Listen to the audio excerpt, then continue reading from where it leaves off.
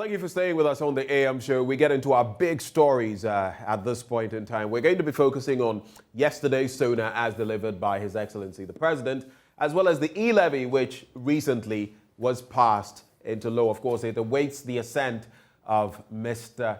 President, Nana Addo Akufo-Addo.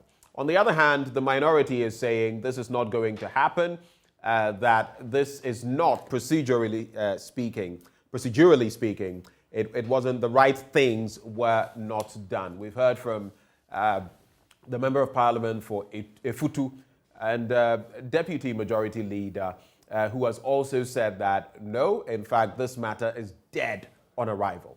What is going to happen to the e-levy? And for you out there, are you willing to pay so that our country can be developed as we've been told? Well, we get into the details with Roxanne Nelson Dafiamekpo, Member of Parliament for South Dai, together with Dr. Kingsley Nyako, Member of Parliament for Kwa-Daso. Also share your thoughts with us on social media with the hashtag AMShow. Gentlemen, good morning. Morning, my brother. Well, good morning. And let me use the opportunity once more, customarily, to greet my people in Peki, Bali, Beve, Tongo. Especially the Dega of Peki. Easter beckons. Easter beckons, and right? He sent me a very long program on Easter. I see. Dega will be there. Right, right. Doc, yeah, maybe you want to say something to your constituents sure, as well? Yeah. Just so I want to greet them, and I want to tell them that I love them. They've made me what I am today, so I'm grateful to them. I wish them all the best too. UCC didn't make you what you are today. Oh, I mean, being a member of parliament. So you want me to go to the park, to where we were, yeah, I'll to where we began. Too. Yeah. What was the last time either of you was in your constituency? Let me start with you. I think when last were you there? I was there over the weekend. I go there almost every weekend. Every weekend? Almost every weekend. Right. Yeah. I'm only asking the question for a reason. The State of the Nation address has been delivered. Yeah. When you speak to your people, what is the state of the nation for them, the state of their pockets, and the state of the economy? What have they been sharing with you? Oh, okay. You know, the SONA was delivered yesterday. So let's start from your constituency. I want to hear what people, when you go there, what do they tell you about the state of their situation, the national picture for them? You mean before the president delivered the SONA yesterday? Or? So you were there before the president delivered the SONA, right? Yeah, so I came to Accra on Tuesday. I was there over the weekend. At that time, the president had not delivered the state of the nation. Good. So my point being, it's not necessarily the SONA. We'll get to talk about the SONA. Yeah. But what have people, the last time you went, were they telling you about the state of their affairs, economically and beyond? Oh, but, you know, obviously there are issues, and constituents everywhere, including those from Kwa-Daso, have issues regarding the economic well-being, issues regarding price hikes, fuel price hikes and all that. Right. I mean, and they also understand perfectly that all these were consummated within the chaotic global environment. So they are not blaming the government, nor the president. They think that what we are going through right now was something that was triggered by events that were external to us and not the doing of the government. I mean, okay. So they appreciate that well. And so they are feeling the pinch, but they know that it is not because this government has been remiss in terms of doing what it must. Yeah. It's just the global situation. Yeah, everybody, or most people are feeling the brunt of what is happening. You know, I mean, Ghana and everywhere. Right. Yeah. Okay. For you, what of your constituents? When was the last time? That was last week. In fact, I go back to Accra Monday evening. Okay. I didn't risk leaving on Tuesday morning. You could be pulled over and a policeman will say that you were overspeeding. And before Jack, you are running into problems with road traffic offenses, then you wouldn't be in Parliament. So I risk leaving at night and get. Is that something that has happened to you before? Oh yes. It's happened to you before. Yes, and road traffic, flouting road traffic regulations. Yes. They will say that you are overspeeding, and you see a pickup in front of you flashing the blue and red light, and another behind you, and you are ensconced in the middle. Why? You are overspeeding, and that's it. You cannot talk your way out to freedom. So, yes, but essentially, my people are truly averse to e-levy. Yesterday was not a joke for me.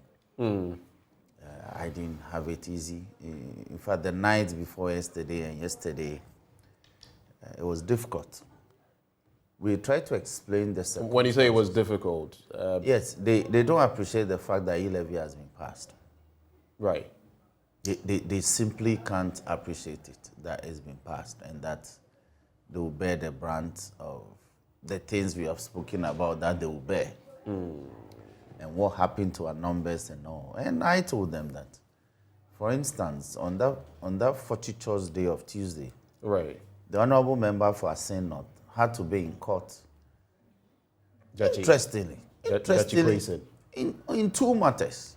The High Court, which is the criminal matter, and the Supreme Court matter, on the same day.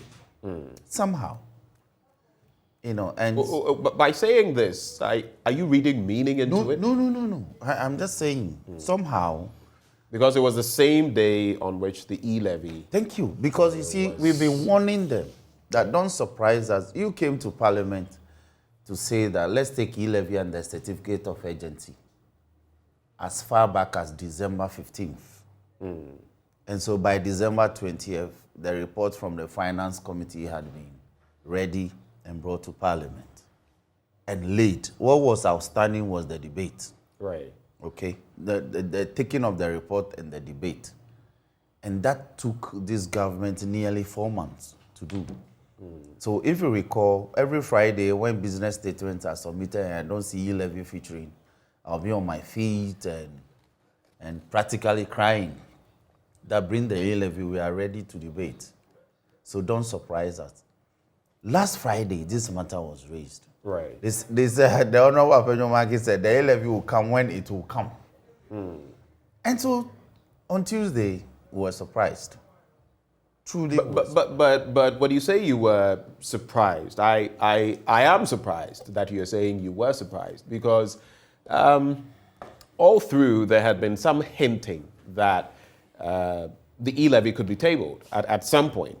You had said, and I agree, your minority leader, Haruna Idrisu, had said that you didn't want it to be done on your blind side, so to speak. You wanted to be fully aware of proceedings. But this is a game of politics, and your end has stymied the e-levy in Parliament. You've not made it possible for this administration to pass the e-levy, on the back of which they say they have had to face a lot of difficulties running the country.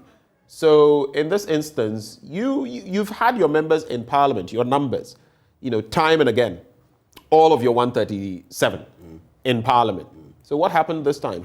You were caught napping then? You see, Akakpo, you are guided. You are the morning show host. You have programs from Monday to Friday. I know you don't handle programs on weekends. So every day you know what you do. That's how Parliament works. I actually do sometimes, but I'm guided. But that's how Parliament works. That is why we have a business statement for every incoming week, right, to guide members. So if we know such important business like e-levy is not featuring, a member could afford to stay and attend an adoring, a visit to a sick person on a Tuesday morning before proceeding to Parliament. But when e-levy is featuring, he won't dare. He won't risk it. He will let the member know that I will come back to visit you, but for now I must return to Accra because of e-levy. E-levy wasn't on the menu. It wasn't on the menu for Tuesday, nor for Wednesday, nor for Thursday, nor for Friday.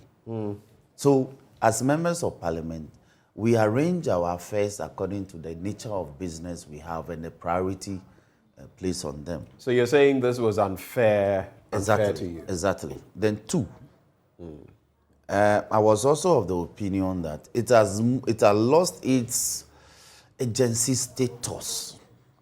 But that hadn't changed as far as, because it was presented under a certificate of yes, urgency in Parliament. But I'm saying that not having moved it from 20th December till 29th of March or 28th of March, it has lost that agency, that sense, that euphoria of agency surrounding it. So it wasn't a bill that was supposed to have been taken in a day. But somehow it was edged upon us as a house. So if you recall, I got up to even say that even the reports of the e-levy, we didn't have it. As at the time the chairman intended to move the report, we didn't have copies. So the speaker should defer that for about 30 minutes for members to peruse the report and be able to debate. That he didn't do, but eventually he gave us a 30 minutes recess. Right. Okay. But you were merely trying to filibuster. No. You were just trying to protract it so that Judge Kwesi and others could make it. At all. It was just a filibuster. No, at all. But I'm saying that if you read this, that the government decided to railroad the e-levy through on Tuesday. The same Tuesday that the same government knew that there are fixed court dates for two major cases concerning the same person, the High Court and the Supreme Court. How was that member going to, let me quote New Kwabena Boni of 1950 riots. He said, New Kwabena Boni here, New Kwabena Boni there. How do I divisible myself into twice? He was accused of leading all the riots in Adan, Swedru. How could he have been in all those places at the same time? Exactly. So, he wasn't a well-educated. But that's tactical politics, right? That's tactical politics. I agree. Right. I agree that they played politics with us in terms of whittling down. So maybe let me take out politics. That was strategy right there. It wasn't strategy. Parliament is the most political institution in this country. It's only in Parliament, which is a public institution, that you enter on a ticket of a political party. And I tell people that in Parliament, there's nothing like non-partisanship. Everything is political. Right. Everything is politics. Right. So we've extended the conversation. We're sort of getting into the e-levy, which I wanted us to hold on about. For now, I just wanted us to talk about our constituents, your constituents. Yeah, so my constituents were livid. They were angry. I tried to explain. Right. For instance, I tried to explain why we are in court. They don't even want to appreciate it. But I'm struggling to explain it to them that we can't pull cudgels, we can't put calluses. Indeed, the last time the majority were aggrieved, and they came back. When they were still not certified, somebody went to court to have the matter settled. Right. We are dissatisfied. We are in court. Fortuitously, we filed. Right. So we should abide the outcome of the matter. The last time we fought, people didn't understand that we fought because of e-levy. When I told somebody yesterday, they said, so the fight, was it because of e-levy? I said, yes. All right. So in a nutshell, your constituents are displeased. Yes. About that e-levy has passed. Right. Were they displeased with you as a minority for walking out? They didn't appreciate the strategy. But when you felt so they were not happy. They were not happy. They thought that we should have stood and get counted. It was immaterial whether we lost. All right. That's good enough for now. I'll come to you, Dr. Nyako, shortly. But for those of you watching us, I just want to do this. So you can find the details on myjoyonline.com as well. But here are some of the things that the e-levy will cover. It appears in the midst of all this 4-month hiatus in dealing with the situation. We may have forgotten. This is what the breakdown means. Mobile money transfers between accounts on the same electronic money issuer will be affected. They will be covered. Mobile money transfers from an account on one EMI to a recipient on another EMI will be covered. Transfers from EMI to our people. Transfers from bank accounts to mobile money accounts. And I think it was mentioned that if you are the same person transacting, so I am sending from my own account, mobile money account to my bank account or vice versa, that will not be affected. But if I am sending from my bank account to Dr. Nyako's mobile money account, that will be affected. Transfers from mobile money accounts to bank accounts, and then vice versa, bank accounts to mobile money accounts. Bank transfers on a digital platform or application which originate from a bank account belonging to an individual to another individual. It will, however, not cover cumulative transfers of 100 cedis per day by the same person, up to 100 cedis, that's the cap. Transfers between accounts owned by the same person, like I've intimated. Transfers for the payment of taxes, fees, and charges on the Ghana.gov platform. So if you're operating on that platform, you make those transfers, they will not be affected. Electronic clearing of checks, specified merchant payments, that is payments to commercial establishments registered with the GRA for income tax and VAT purposes. And then transfers between principal, master agent, and agent's accounts, legally speaking. So those are the bits in there in terms of what will be affected or not. Coming to you on the back of this, what has been the reaction that you've gathered on the back of the passage of the e-levy? So, mixed reactions, it is obvious. In this life, we don't think alike. Somebody said that if you all think alike, then it means somebody is not thinking.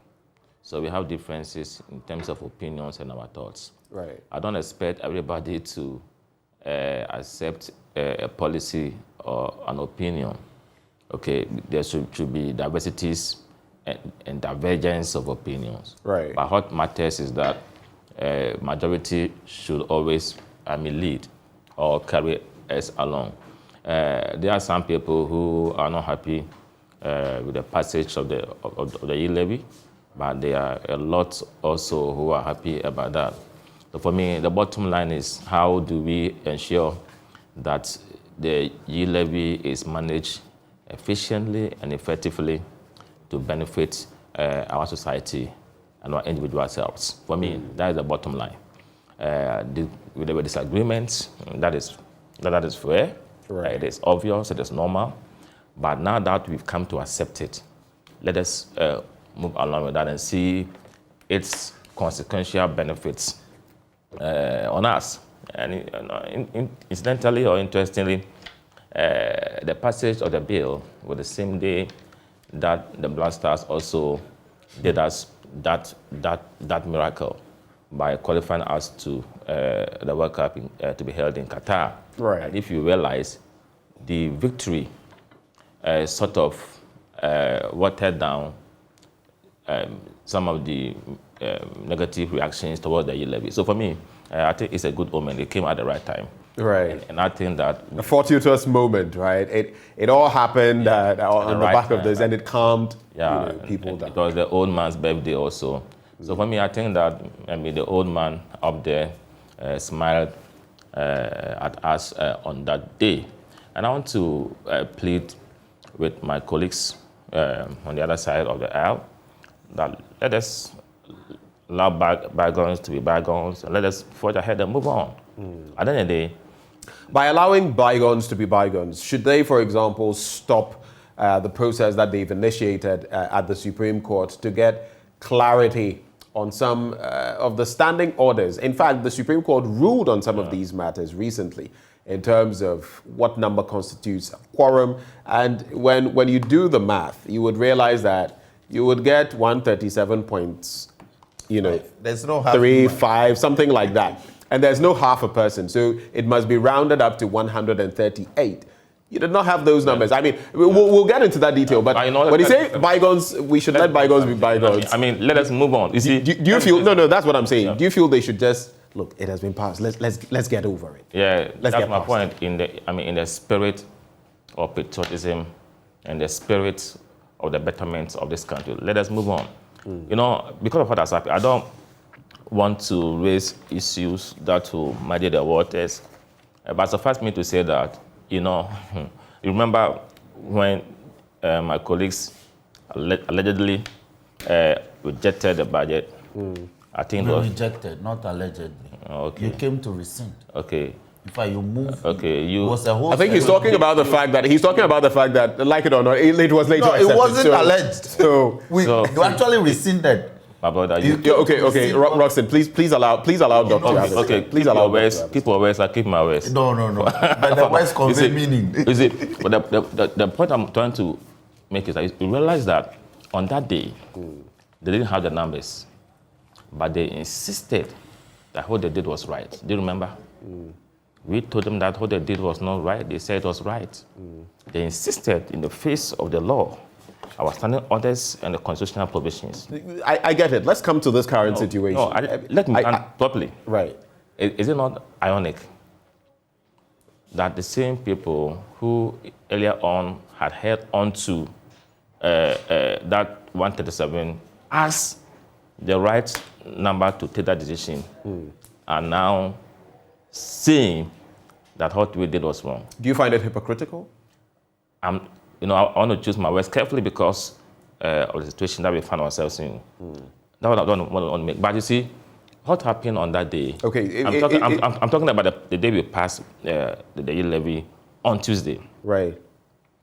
They are talking about the numbers. But I remember, and he's aware, when Speaker put the question, some of their members were in the chamber.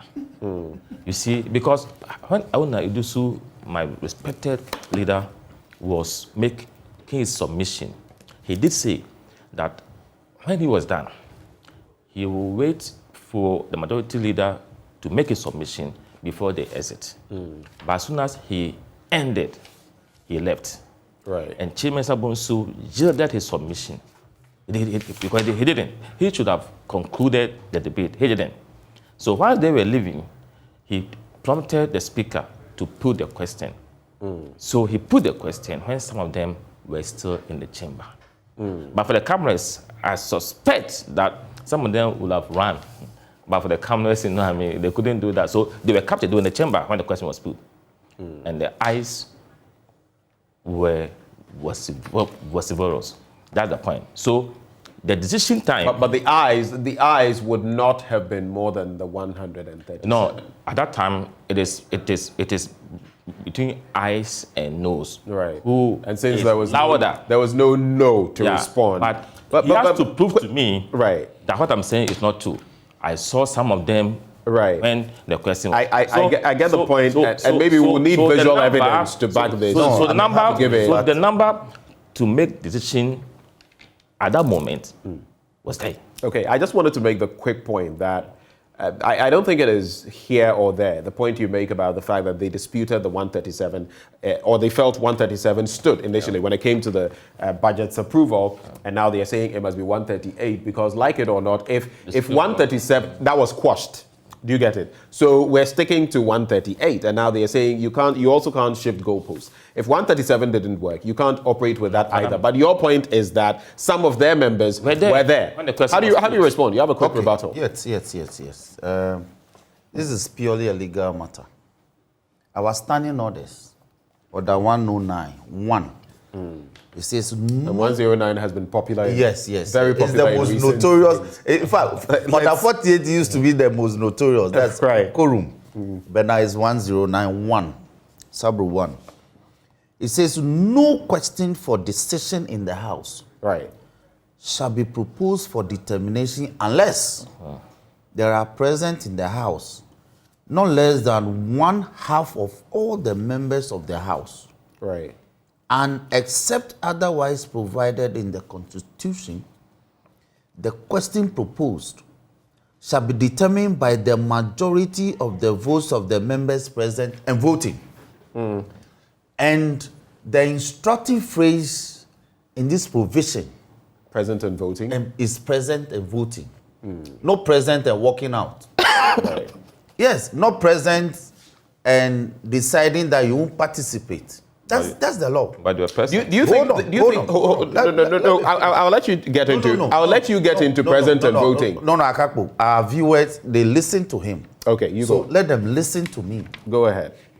Where your majority leader, or where the leader of the caucus declares to Parliament that myself and my battalion we will no longer associate with the matters on this matter going forward, that ends the power of any member being present and having an effect on the proceedings forward going.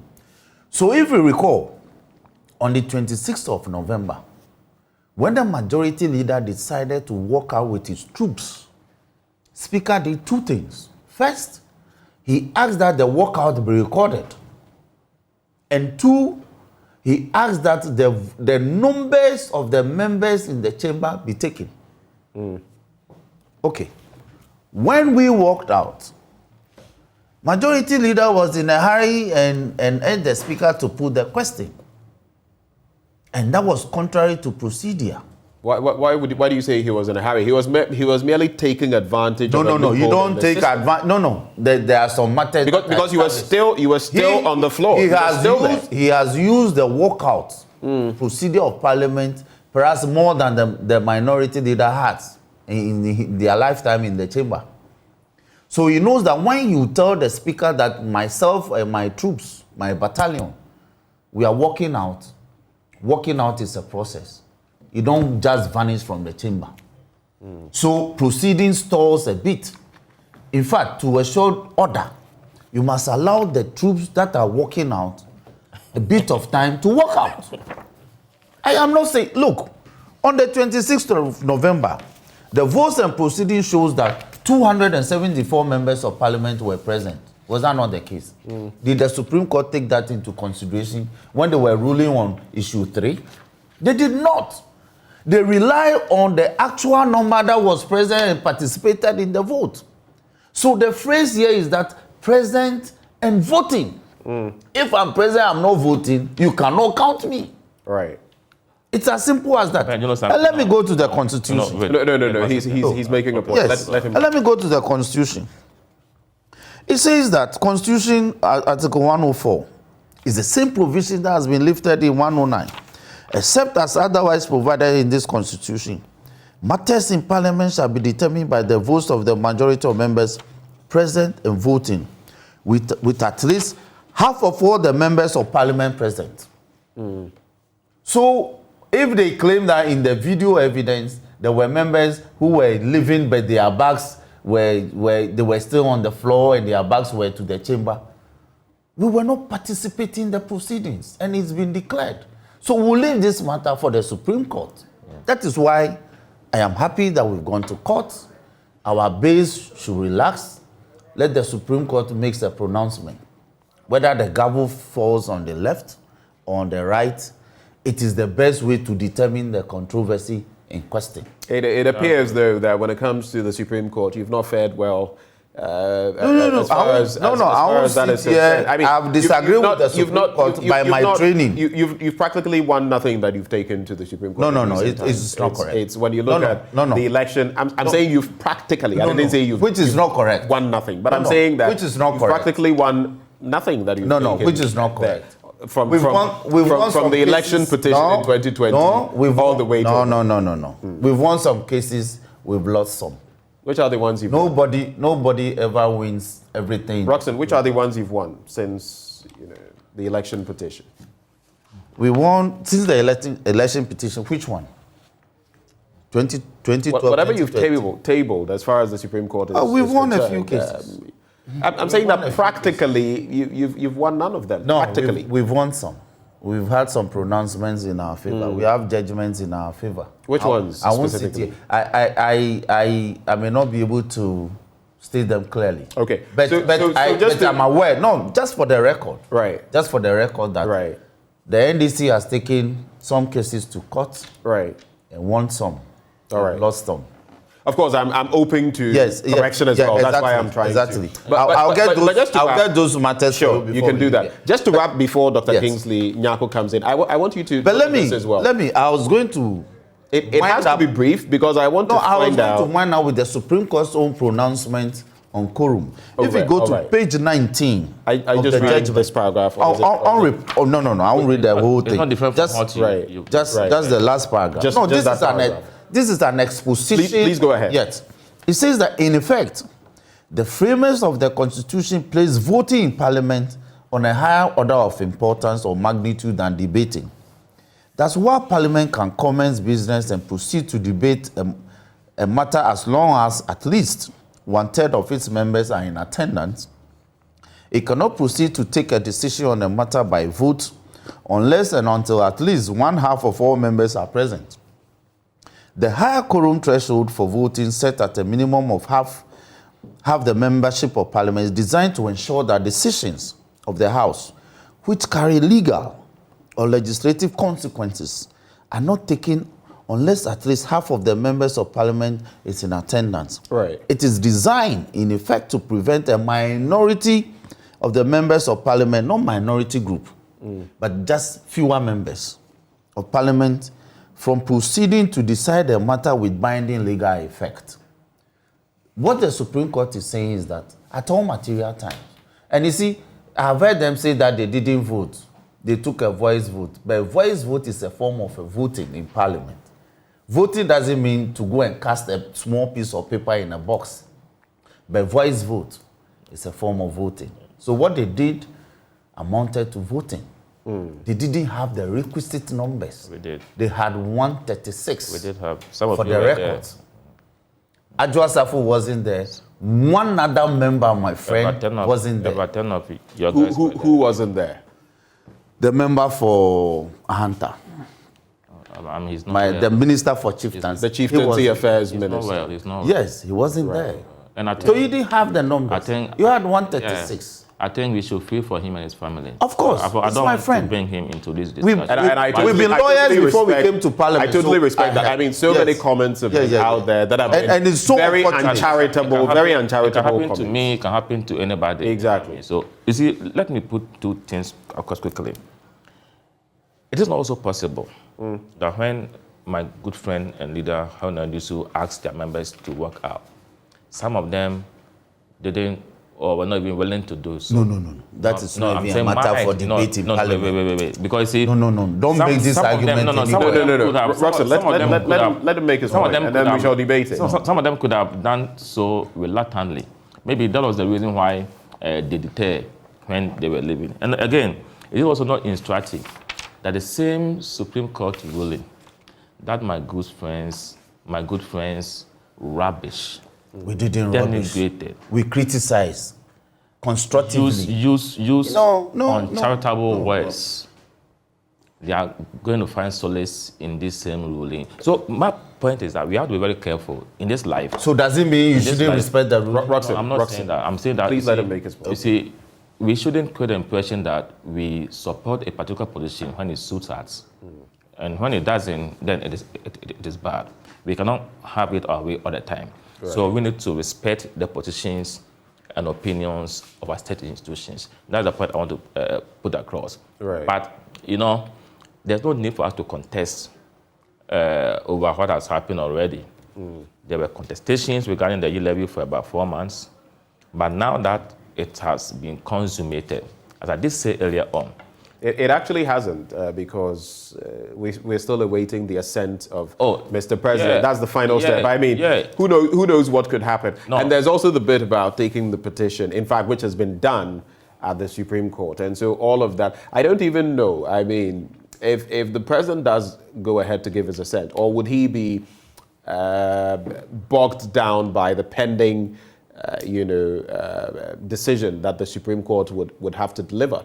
I'm just looking at a dynamic where should he go ahead to give his assent? he can go ahead and do The constitutionally, you can't injunct the process. It's still a legislative process. Right. You cannot injunct the work of Parliament, because Parliament will only abide by an outcome of a court of law. Sure. Right. So, to the extent that the president is yet to give his assent, Supreme Court cannot even injunct him.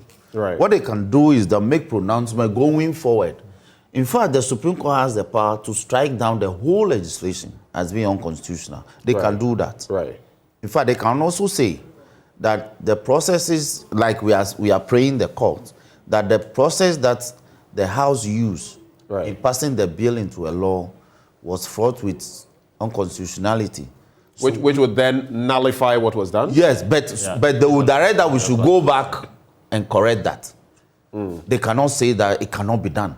They will say that we should ensure that the proceedings that we adopt in passing the bill into a law is constitutional. It's in conformity with constitutional. What would that basically mean? It would mean that everything you did was illegal ab initio.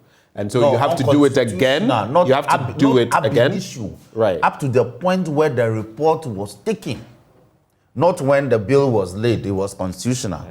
When the committee considered the report and brought its report, it was constitutional. So if you say ab initio, go. I meant. So from the point where we disagreed, right? From the point where we disagree, if the Supreme Court finds favor with our argument, they would direct that we should go back and ensure that the proceedings going forward conforms with the Constitution. All that they will say is that we should do things in accordance with the Constitution. Right. Let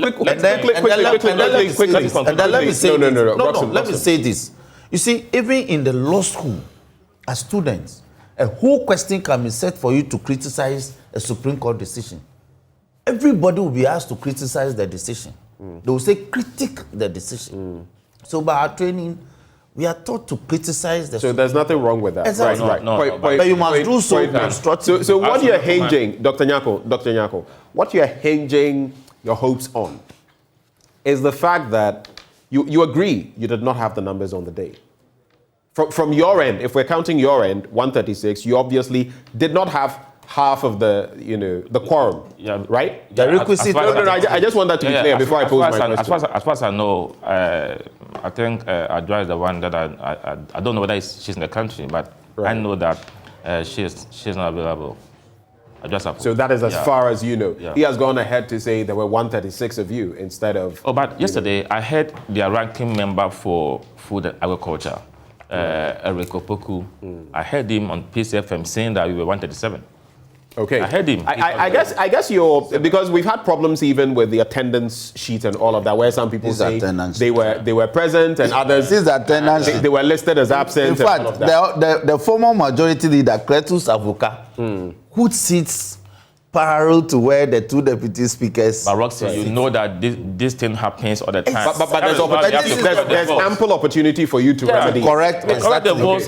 So we can move past that. That's not prima facie. You know. Right. So basically, I just want to clarify this. I just want to clarify this. So you admit you did not have, even if it is just your caucus in Parliament, you did not have the requisite numbers. What you're basing it on is the fact that some of them were lingering in Parliament, which then adds to the number for you to go ahead with the process. What you read suggests that we should be at least 138 before we can take a decision based on Article 104 of the Constitution and Order 109 of 1091. One of our standing orders. At the time the question was put, we were more than 138. And how did you manage that? The fact that some of them were on they were there. Okay, so that has been clarified. That has been clarified. What they should have done was that if they had issue, Ben, the minority strategy failed them. If they had waited and activated Order 113, yes.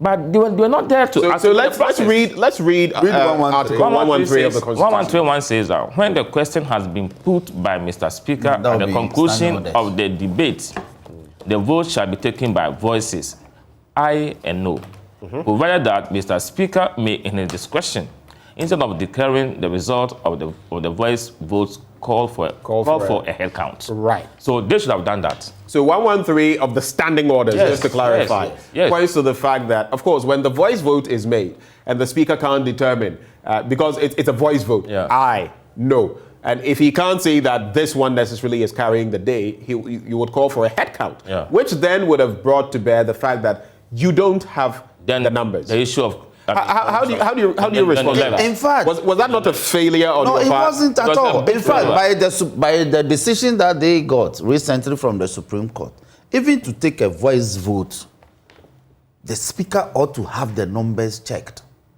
In my opinion.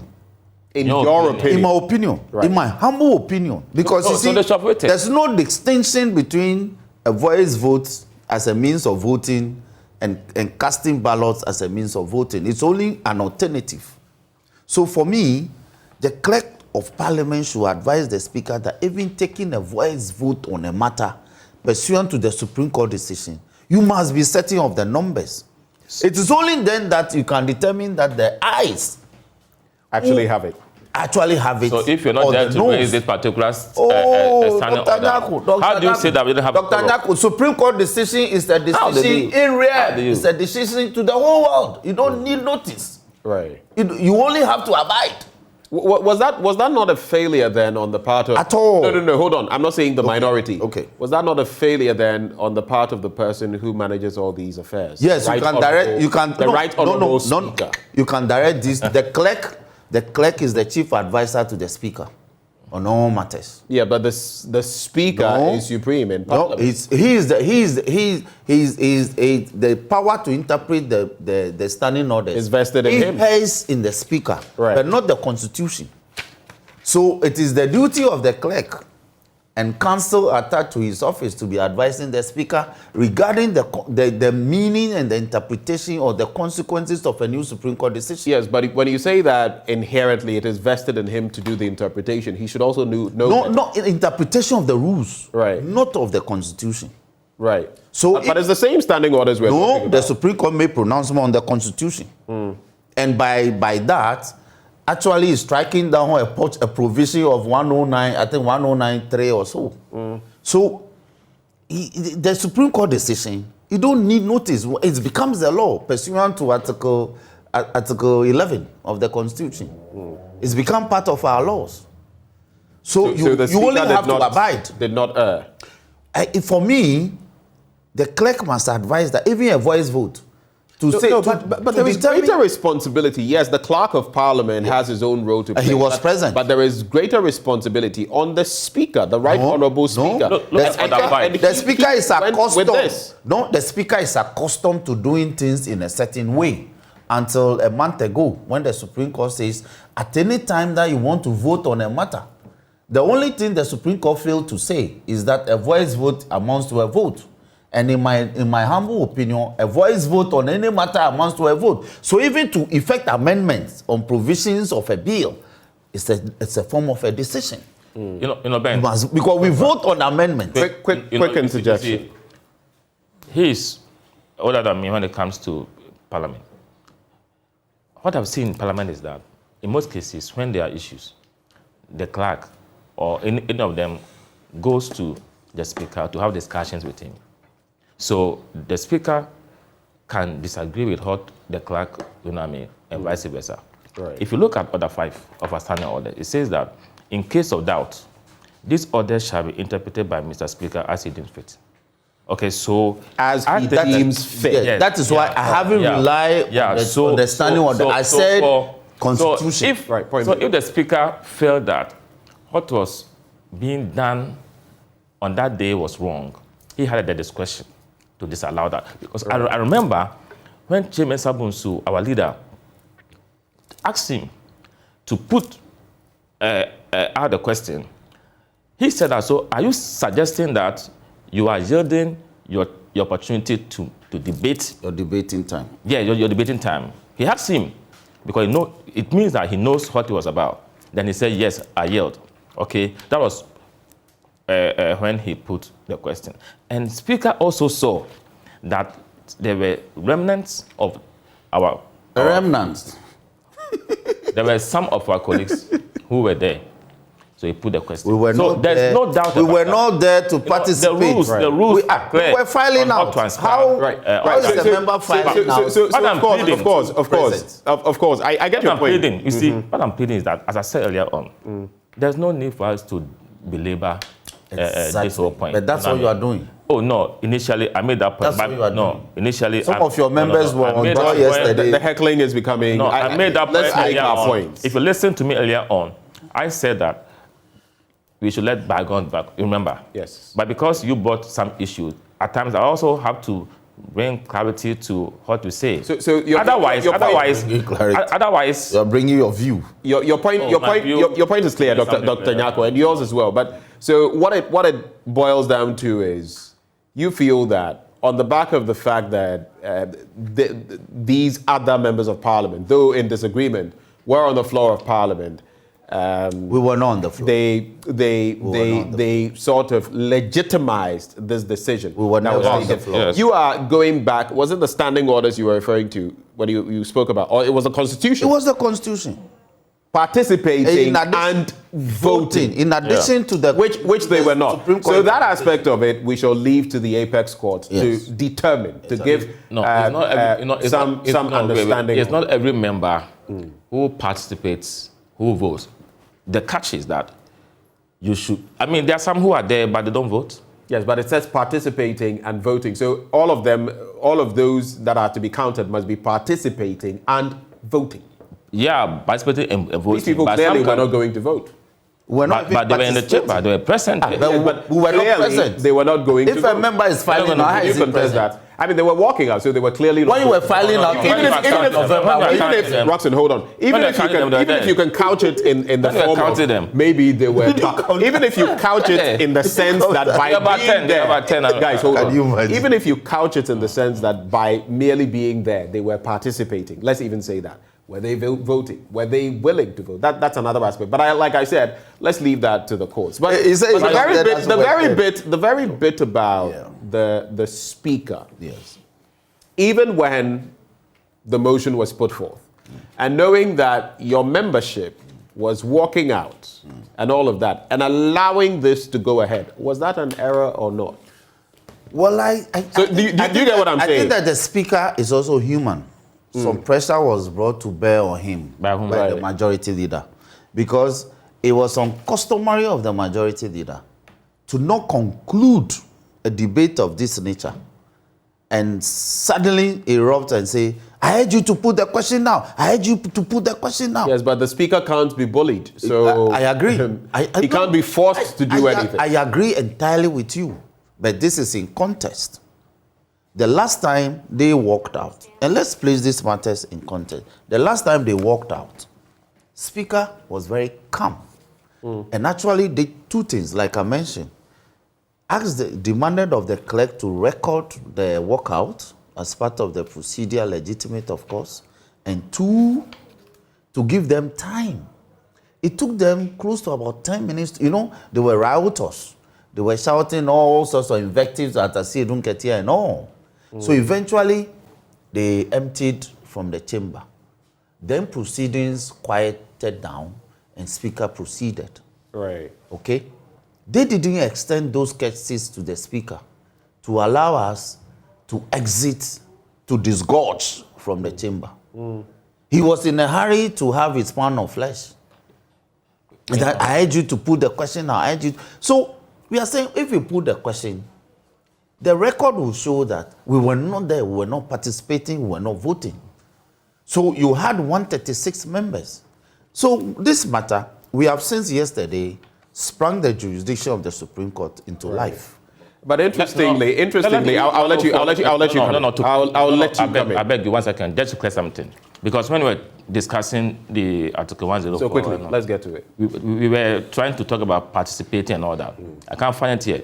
It says, Article 1041, except as otherwise provided in this Constitution, matters in Parliament shall be determined by the votes or the majority of members present and voting. Thank you. With at least half of all the members of Parliament present. So there's nothing like participating in this. Present and voting. Whether participating and voting or present and voting. We have to be clear. We have practically clear on the face of the law. So not just present, but voting. I mean, it goes back. That's why I even took out the bit about present or participating and voting. I segregated them. No, you said participating. There's no participation. But you can forgive him for saying participating. No, I want that to be clear. It is not there. It is present. That was actually the terminology used by. Because it read from. But if you are present, standing orders. You brought that one in. I said present and voting. That's what I quoted. Gentlemen, there's no need to banter. There's no need to banter. That is why I quoted. There's no need to banter. There's no participation. There's no participation. Roxanne, I never said participation. The deputy majority leader. Yes. Deputy majority leader. He has said that this entire thing you're doing, pursuing at the Supreme Court, is dead on arrival. Okay. And you shouldn't even be wasting your time. Okay. Why are you, so to speak, wasting your time? We are not. And you see, it's unfortunate any time the NDC decides to engage the court on a litigious matter. The majority will say things like this and rubbish the matter. It's unfortunate. They went to court. Nobody rubbished whatever they took to court. A decision has come.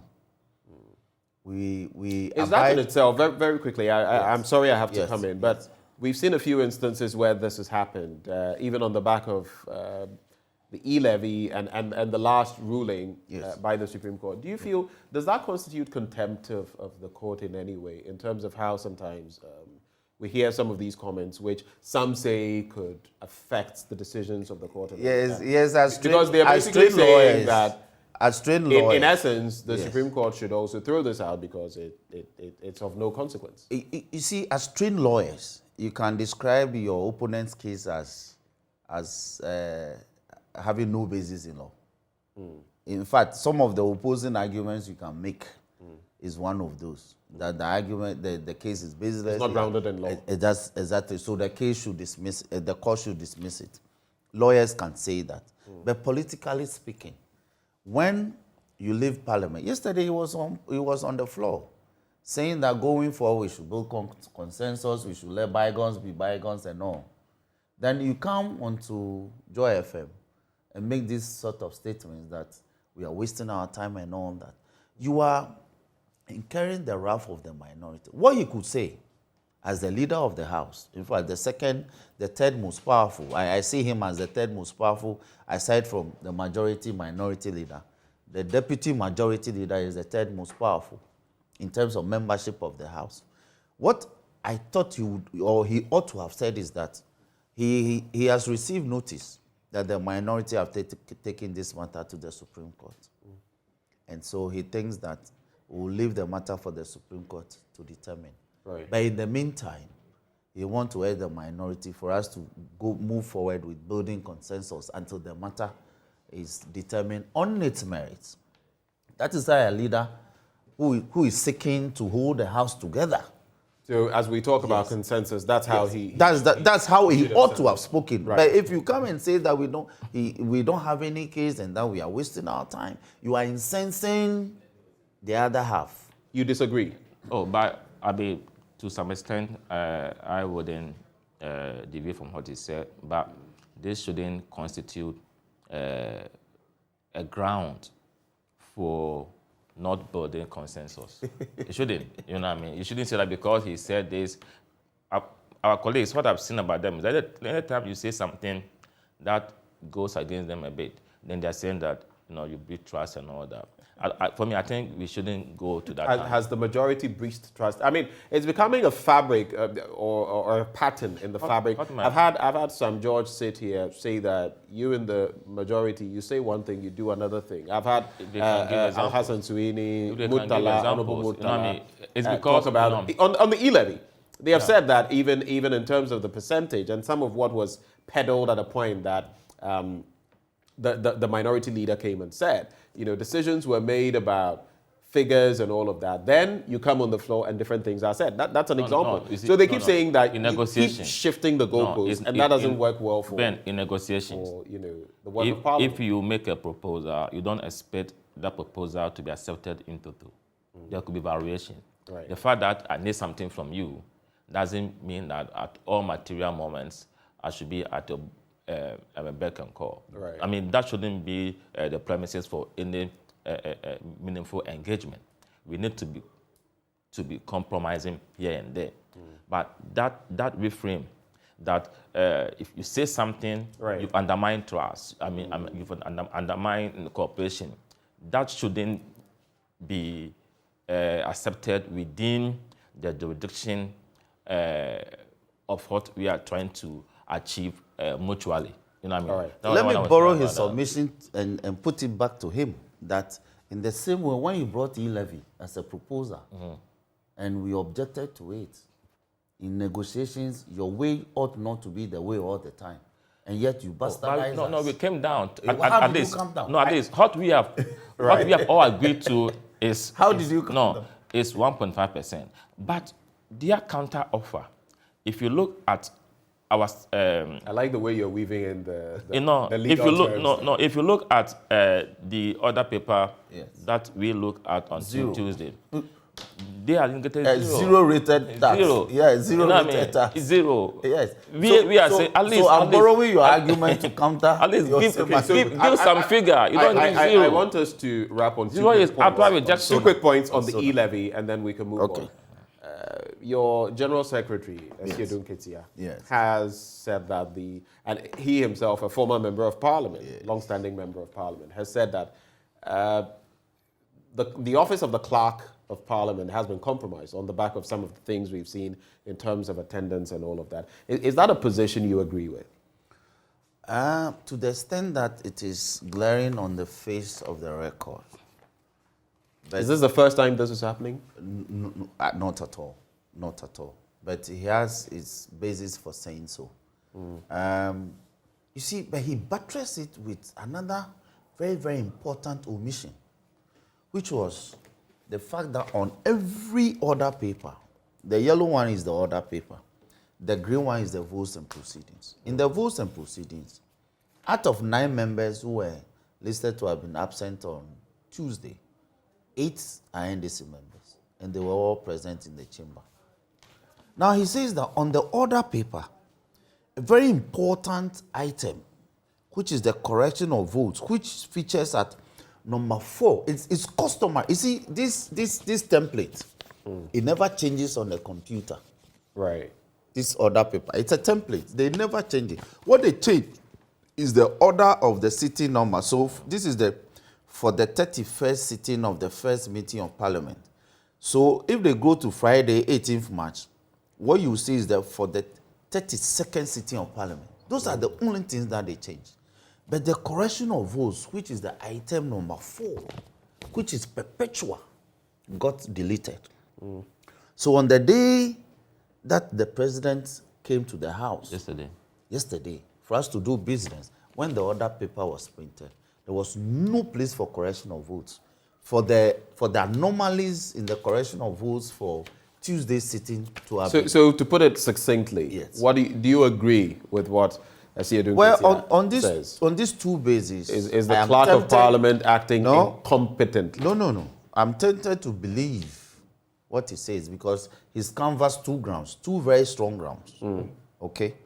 Now, I want to give the clerk the benefit of the doubt. Right. That perhaps, given the exigencies, he could have left the correction of votes and proceedings as an item, but the Speaker has the discretion like he did yesterday. In fact, minus this featuring yesterday, the Speaker could have directed that we'll still correct the votes. Right. And when it appears to, Speaker could have directed that we'll overlook it. But he didn't. Today. But he didn't. No, but so he actually did.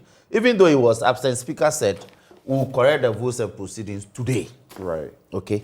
So I want to give the clerk the benefit of the doubt that even if that's the perception from my General Secretary going forward, they should amend their ways. So that is not your perception. That's not my perception. Right. No. Let's. We can't. It's been a protracted issue. No. We're not staying on that matter, Dr. Nyako. No, a quick one. We have to wrap on the e-levy.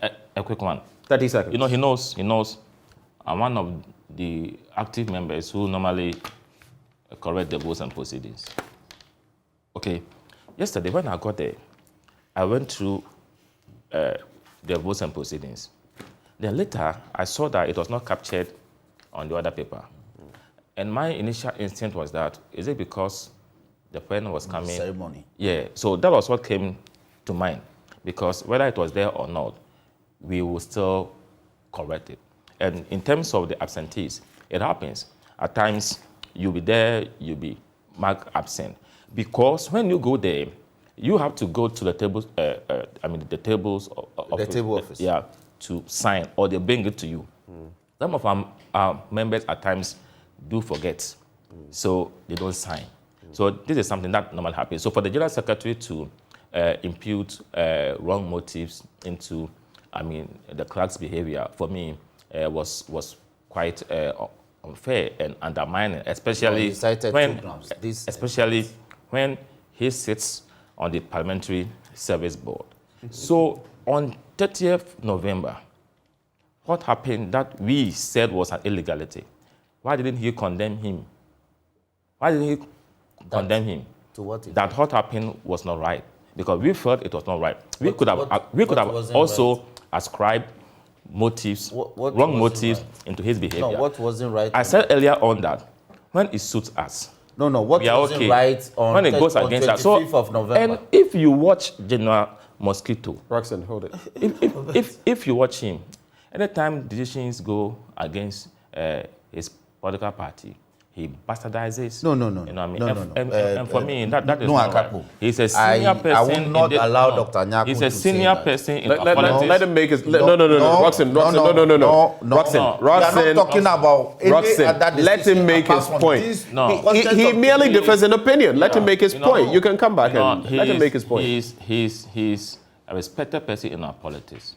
He has such a pedigree. I think he has been a third-time member of parliament, Right. a minister of state. He commands respect. He's one of the members of the board, one of the boards underneath. Parliamentary Service Board, he's on it. Right. So he's huge.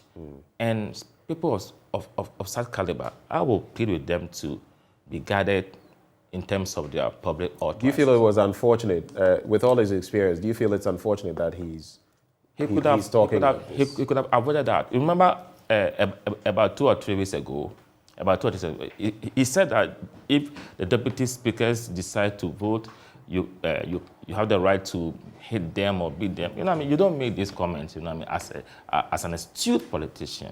We have a country to protect. The soul of this country must be kept intact.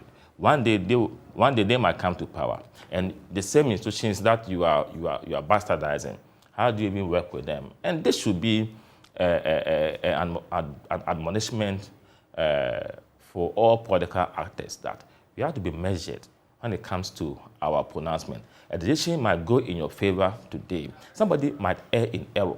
The person errs in error. You need to engage the person and find out why that error occurred. Okay, than to just assume that the person was being mischievous or diabolic. Now, to wrap on this e-levy make bit, one point? if we keep going like this, we'll not exhaust the matters. You allow them one. Roxanne, we keep. My friend, if we do this, Yeah, the but conversation would but be what you are saying stale. doesn't bother on friendship. The point. You are attacking The point is also integrity made of my general on this e-levy end. The point is also made by the director for the Statistical, Social and Economic Research ECOSOC. Institute, basically ISA. Professor Peter Quartey, that this 1.5% on the e-levy will drive e-transaction consumers away. I've seen people on social media, prominent people, ordinary people say, I'm going to transact with cash. I'm going to, send 100 CDs, 100 that way. Looking at the experience of other countries, the Ugandas, the Kenyas, the Tanzanias and others who have gone down this route in some way, the Cameroons and others, and suffered, some of them over 50% drops in e-transactions.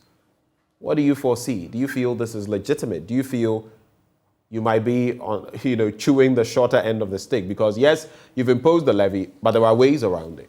Yeah, of course, the e-levy is not an imposition. It's an optional policy intervention. So you can decide to use it or not. But the bottom line is that I suspect that the initial implementation will come with some challenges in Asia. Some will be cynical about it, okay? But with time, I'm persuaded that the larger society will buy into it. It's also about comfort. It's also about convenience. Do you want to transact business cash with its intended and unintended consequences? You can lose the money. You know what I mean? Thieves can take your money away. The monies can get stolen. Okay? But if you have money on your phone and all that, the safety and the security and all that. So people will be looking at the options. By the time, if things work well, most Ghanaians will accept it. And again, I think that as pertains with any policy intervention, we need to watch it. We need to monitor it. And where there are lacunas, we should be able to see how we can address them. And for me, that is very important. There'll be issues, obviously. But those issues, when they are, for example, if we see that the volume of mobile money transaction is gone down for a very long time, then there should be a swift response to avert that. Where the swift response could be what? Reducing the percentage, for example? No, it depends on what is necessitating, the issues. Okay, if you identify what is causing that, then you quickly come in and address it. If it's about the margins, you have to respond to it. If it's about some cynicism, you need to find a way. Quickly, you have the final bite. 1 minute. Yeah, 1 minute. no, we have to 2 go. minutes. No. I'm moderating. 1 minute. We have to go. One. It is most incorrect for Dr. Nyakun to say that the e-levy is not an imposition. It's a tax. It's an imposition. It is as saying that no, it's not a choice. Please, no further heckling. It's as saying that payee is not an imposition, so it's a choice. So, Mr. Akakpo, leave Joy FM and go and stay at home so that you don't pay payee on your salary. It's as saying that if I want to go and buy petrol, the taxes that I'll pay when I buy petrol is a choice, and therefore I should leave my vehicle and stay at home. It's as if that the VAT that I will pay when I buy provisions for my child to go to school is a choice, and therefore I shouldn't buy the things for my child. It's an imposition.